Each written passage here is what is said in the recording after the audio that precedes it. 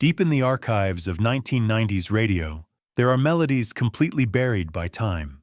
Back then, a single guitar riff could take over the world for a brief and glorious summer, only for the band to vanish into the static. These are the lost anthems of the alternative rock era, brilliant flashes of lightning that desperately deserve a second life. Today, we are counting down 10 forgotten rock one-hit wonders from the 90s you need to hear. Number 10.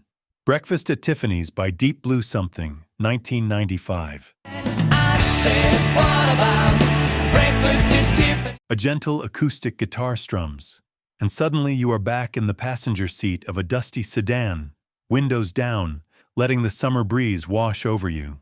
Lead singer Todd Pipes was actually watching the Audrey Hepburn film Roman Holiday when inspiration struck. He was writing about a crumbling relationship holding on to one fragile thread, but Roman Holiday lacked a certain rhythmic bounce, so he swapped the title to another Hepburn classic simply because it sounded better to sing. She said, I think I remember the film. They masked this bitter breakup story behind tight, Beatles-inspired vocal harmonies and an undeniably comforting jangle pop melody. While critics dismissed it as a commercial anomaly in the heavy grunge era, audiences desperately needed this optimism.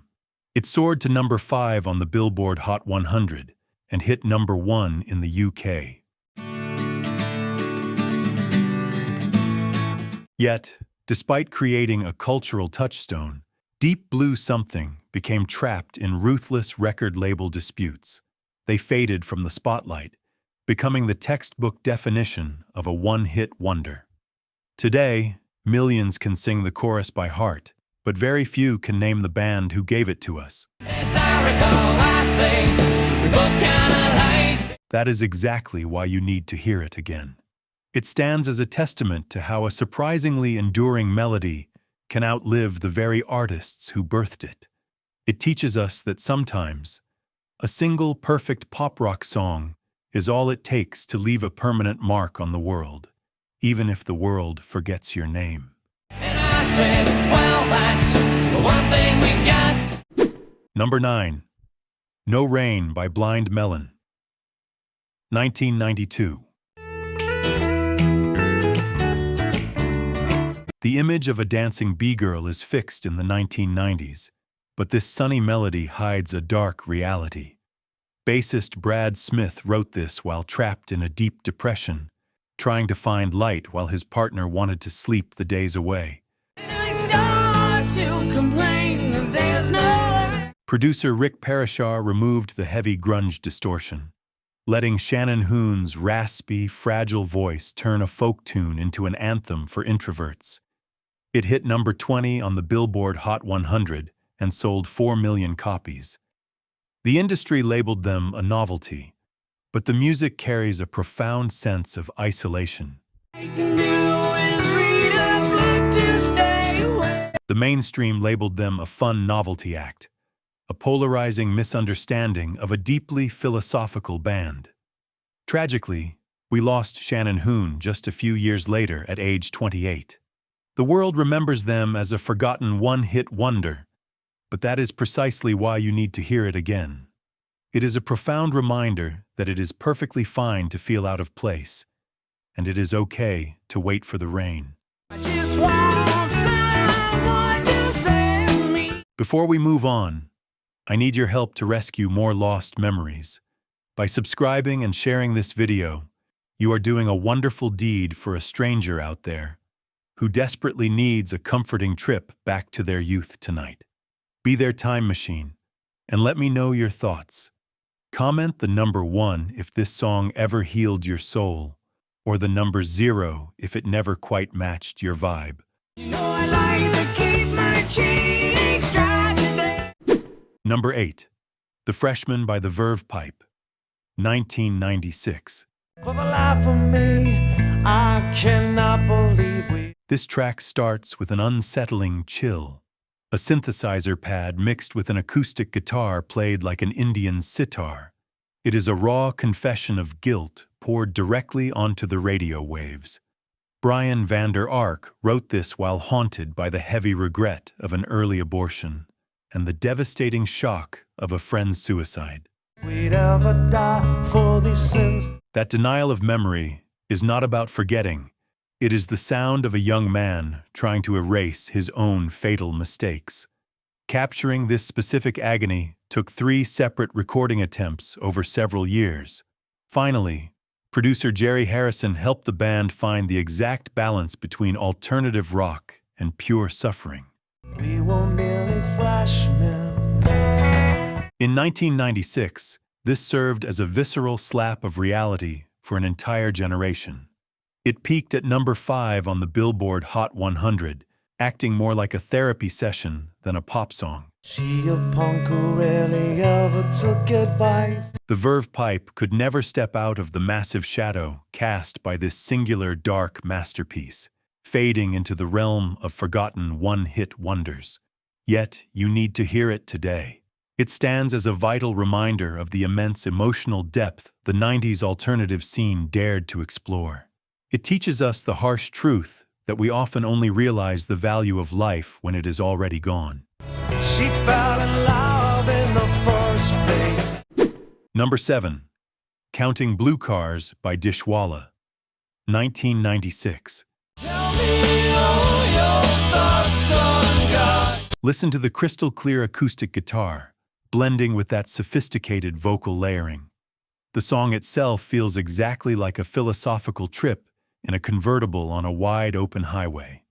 Producer Phil Nicolo crafted a masterful balance here, taking the sharp edges of alternative rock and wrapping them in an accessible, soaring pop melody. 'Cause I really like to meet her. But beneath this peaceful, floating atmosphere lies a massive cultural shockwave.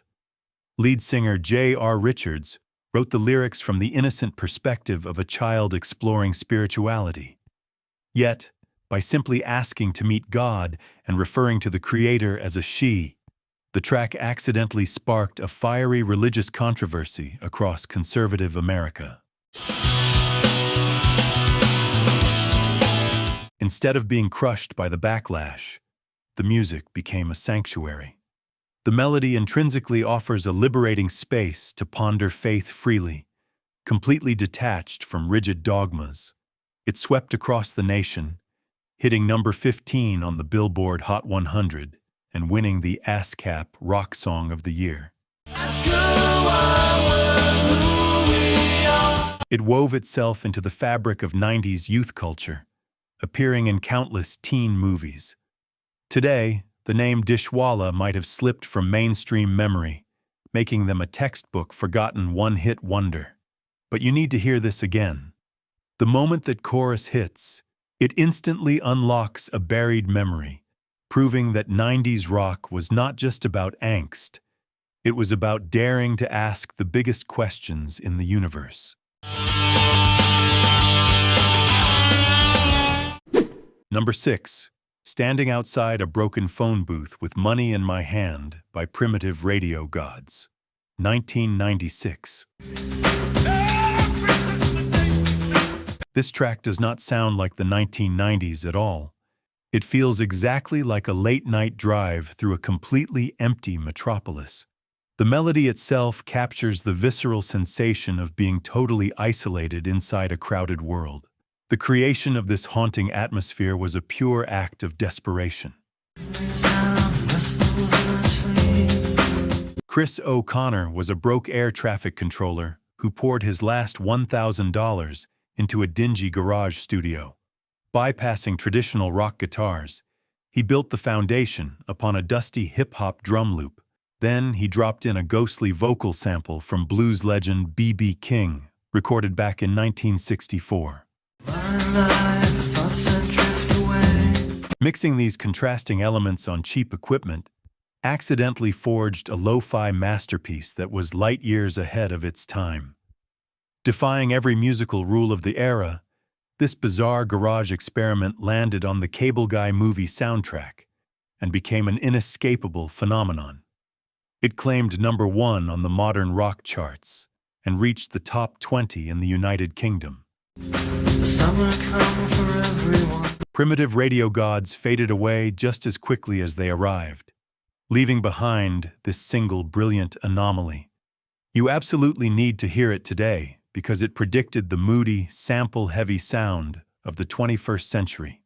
It remains a timeless sanctuary for anyone who has ever felt completely alone in the dark. Ride the waves and don't ask where they go. Number 5. In the Meantime by Space Hog, 1995. What you are hearing right now is one of the most bizarre sonic experiments of the decade. That opening sound is actually a manipulated sample of a United Kingdom telephone ring intertwined with the twang of a rubber band. It creates a glittering, alien atmosphere that immediately sets the track apart from the gloomy grunge of its time. The music itself feels like an explosion of pure, unadulterated joy. Yet it was born from a place of deep anxiety. Lead singer Royston Langdon, an English immigrant navigating a strange life in New York, wrote it while battling a profound fear of death. He channeled his internal dread into a cosmic message of unity, wrapping it in a glam rock package heavily inspired by David Bowie. Listen closely to that bouncy, complex bass line. It intrinsically carries the sensation of floating freely in outer space, allowing you to shed every earthly burden the moment you close your eyes. The public desperately needed this glittering escape. It rocketed to number 1 on the mainstream rock charts and reached the top 30 in the UK. Despite crafting this undisputed masterpiece, Space Hog eventually faded into the harsh realities of the music industry, cementing their status as a forgotten one-hit wonder. But a true classic refuses to stay buried. In 2023, it experienced a miraculous global rebirth when it was chosen to open the blockbuster film Guardians of the Galaxy Volume 3. Number 4. Cumbersome by 7 Mary 3, 1995. This track does not just play, it groans under a heavy, suffocating weight. The music itself radiates the visceral exhaustion of being trapped in a toxic relationship that you are too weak to leave. It is the sonic equivalent of a long, dark night of the soul.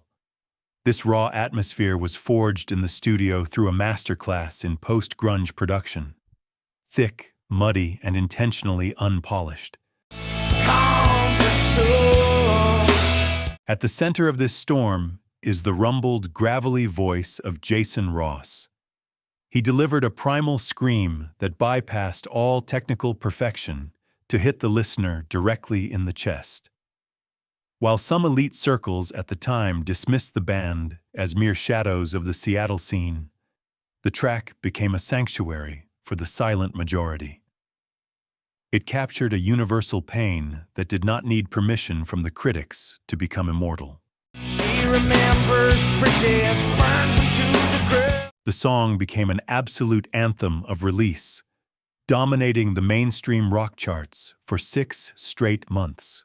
For anyone driving alone after a brutal day, this melody offered a rare moment of honest catharsis. It reminds us that music is most powerful when it stops trying to be pretty and starts being true.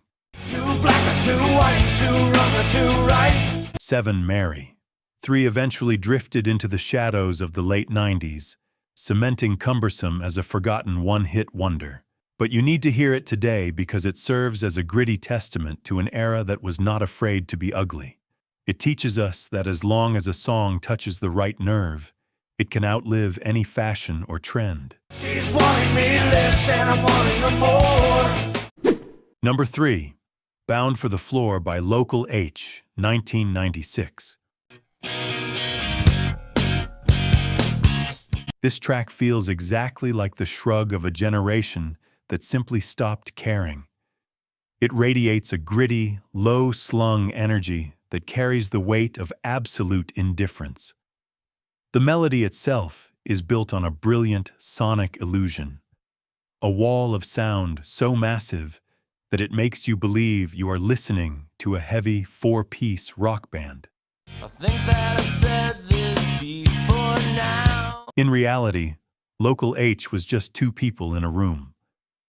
To create this tectonic energy, frontman Scott Lucas performed a stroke of technical genius. He customized his guitar by adding a bass pickup, splitting the signal into two separate amplifiers. The result was a dual-layered monster that defied every rule of traditional performance, proving that limitations are often the greatest fuel for creativity. And you just don't get it, keep it copacetic. The music intrinsically carries the sensation of being bound for the floor while sarcastically claiming that everything is copacetic. That single word became a shield for an entire era of disillusioned youth, turning a term for being fine into a legendary anthem of apathy. This raw, independent spirit pushed the track to number 5 on the alternative airplay charts, capturing a moment of pure, unpolished honesty. And you learn to accept it, you know, you're so pathetic. While the band remains deeply respected in the underground scene, the mainstream has largely tucked this masterpiece away in the archives of 1996. You need to hear it today because it serves as a masterclass in DIY innovation. It proves that you do not need a stadium full of musicians to shake the world. You just need a distorted guitar and the guts to build your own sound from the ground up. Born to be down. Number 2. Mother Mother by Tracy Bonham, 1996. Mother, how's the family? 1996 gave us a phone call that no one could forget. It starts with a deceptive, sweet acoustic whisper. You can almost feel the heavy weight of a young person trying to sound fine while their internal world is burning down. Tracy Bonham, a classically trained violinist, chose to abandon elegance for something far more visceral. Were you scared that I might get hurt? In the studio, she transformed the violin into a rhythmic weapon, scratching and sawing at the strings to create a jagged, post-grunge texture. The music captures the exact moment a human being reaches their absolute breaking point. When that chorus finally explodes, screaming about being hungry and losing one's mind, it is the sound of pure, unpolished truth. Would I keep on hiking up my skirt? This raw explosion hit number 1 on the modern rock charts and earned 2 Grammy nominations. It stood as a sanctuary for a generation tired of keeping up appearances. The melody itself carries the frantic energy of a girl who had enough of the lies. While Tracy Bonham remains an immense talent in the indie world, the mainstream eventually let this lightning bolt fade into the archives. If I tell you what you wanna hear, You need to hear it today because it offers a rare, unflinching look at the messy reality of adulthood. It holds a mirror to the quiet desperation often hidden beneath a calm surface. There is a powerful voice here that refused to stay silent, making it one of the most honest artifacts of the '96 alternative scene. I miss you, I love you. Number 1. Feed the Tree by Belly, 1993. Broke his own heart, poured it in the ground. Imagine a melody that sounds like bright spring sunshine, but hides a dark folk tale in its heart. Tanya Donnelly captured a haunting lesson in existence, inspired by her grandmother's request to be buried under a farm tree to nourish its roots. This macabre yet beautiful idea became the pulse of the 1990s alternative scene. Producer Gil Norton polished the jangle pop guitars until they sparkled, masking the grim lyrics with an addictive glow. Tanya's vocals layer over each other like a mystical oracle, offering a sense of healing while the rest of the world was drowning in heavy distortion. And Be there when I feed the tree. The result was a cultural anomaly that claimed #1 on the modern rock charts and secured 2 GRAMMY nominations. It proved that rock could be deeply poetic while still dominating the airwaves. Even though Belly drifted into the shadows, this track remains the ultimate forgotten gem of the era. Take your head off, boy, when you're talking to me. Closing our countdown with this masterpiece is an act of restoration for any music lover. It stands as the ultimate prize for those who still appreciate the hidden corners of history. A fragile melody like this possesses a soul that simply refuses to stay buried. It is the defining sound of a time when rock dared to be both poetic and popular, leaving a mark that remains vibrant long after the radio went silent. He spins around, around, around the tree. The B-girl is long gone. The religious outrage has settled. Those custom-built guitars and desperate phone calls to mother are now fixed in the archives of 1990s history. These 10 tracks are artifacts of a decade that prioritized raw honesty over long-term fame. Even though the artists themselves drifted into the shadows, the music clearly won the battle against time. If you want to help keep these records alive for the next generation of listeners, please subscribe to the station. And I have one question for you. Which of these specific songs felt like a punch to the gut because you truly forgot it existed until this very moment?